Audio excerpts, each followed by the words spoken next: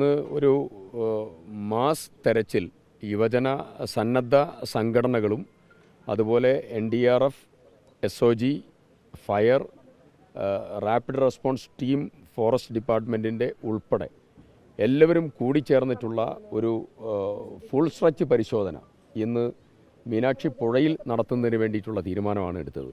അപ്പോൾ ഇതിൻ്റെ ഈ മണ്ണിടിച്ചിലുണ്ടായ സമയത്ത് ഇത് വന്നിട്ടുള്ള അതിൻ്റെ ഫസ്റ്റ് ഏരിയ മുതൽ താഴെയുള്ളതായിരിക്കുന്ന ഏരിയ വരെ പരമാവധി ക്ലിയറായി പരിശോധിക്കാനുള്ള സംവിധാനമാണ് ചെയ്തിട്ടുള്ളത്.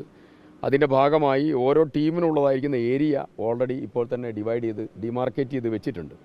അതിൻ്റെ കരയുടെ രണ്ട് കരഭാഗങ്ങളും അതുപോലെ മണ്ണ് വന്നടിഞ്ഞ്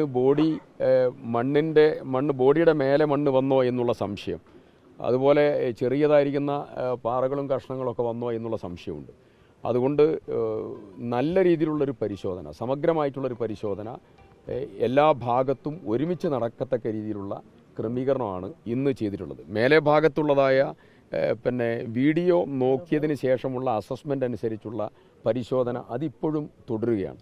ഇന്ന് ഈ സമഗ്രമായിട്ടുള്ള പരിശോധനയിൽ നമുക്ക് നല്ല പ്രതീക്ഷയുണ്ട്. അതോടുകൂടി നമുക്ക് നമ്മുടെ വിഷമവും പ്രയാസവും ദൂരീകരിക്കാൻ സാധിക്കും എന്നാണ് പൂർണ്ണമായും പ്രതീക്ഷിക്കുന്നത്. അത് വീഡിയോ എന്ന് പറയുമ്പോൾ CCTV വീഡിയോയിലാണോ?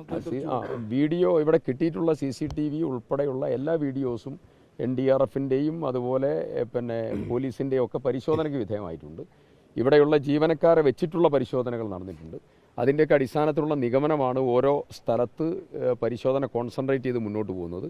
അതിൻ്റെ അടിസ്ഥാനത്തിൽ രണ്ട് ഭാഗങ്ങളുടെ പരിശോധന, ഇന്നിപ്പോൾ പുഴയുടെ പരിശോധന നല്ല രീതിയിൽ നടക്കുന്നതോടൊപ്പം തന്നെ ഈ കുളത്തിൻ്റെ മേലെ ഭാഗത്തുള്ളതായിരിക്കുന്ന പരിശോധനയും അതുപോലെ അവിടെ കൂട്ടിയിട്ടതായിരിക്കുന്ന കുറേ ഇരുമ്പിൻ്റെ റോഡ്സും മറ്റുമുണ്ട്.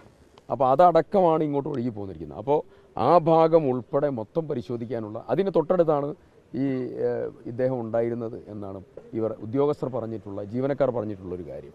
അപ്പോൾ അതുൾപ്പെടെ എല്ലാം പരിശോധിക്കാനാണ്, ഏരിയ ഉൾപ്പെടെ എല്ലാം പരിശോധിക്കും. വിദഗ്ധ സംഘത്തിൻ്റെ വരവെന്നായിരിക്കും, അതിനെക്കുറിച്ച് എങ്ങനെയാണ്? അതിൻ്റെ വിദഗ്ധ സംഘം വരുന്നതിൻ്റെ സമയം അറിയിച്ചിട്ടില്ല, സ്വാഭാവികമായി പെട്ടെന്നുണ്ടാവും എന്നാണ്.